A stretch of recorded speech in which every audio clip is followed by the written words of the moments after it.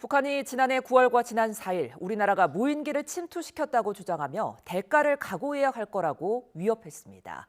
그러면서 자신들이 격추한 무인기 잔해를 공개했는데요. 국방부는 북한이 주장하는 일자에 무인기를 운영한 사실이 없다고 밝혔습니다. 취재기자 연결해 알아봅니다. 김문경 기자, 먼저 북한이 주장한 내용부터 전해주시죠. 네, 북한 인민군 총참모부는 조선중앙통신을 통해 한국이 무인기를 침투시켜 격추했다고 주장했습니다. 북한은 무인기를 격추한 시점은 지난해 9월과 지난 4일이라며 이같이 밝혔는데요. 그러면서 주권 침해 도발을 다시 감행한 데 대한 대가를 각오해야 할 것이라고 위협했습니다. 북한은 무인기의 동선과 탑재 장비 등에 대해서도 자세히 밝혔습니다.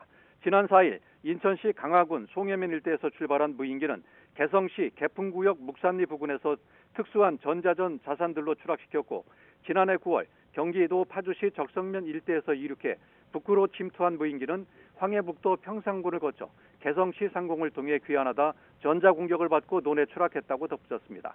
이어 지난 4일 추락한 무인기엔 감시용 장비들이 지난해 9월 침투했던 무인기에도 북측 지역을 5시간 47분 분량을 촬영한 영상 자료가 들어있었다고 전했습니다.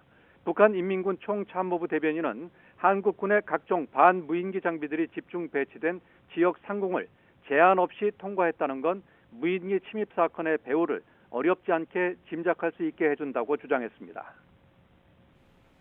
네, 그렇다면 우리 군은 북한의 이런 주장에 대해 뭐라고 밝혔습니까?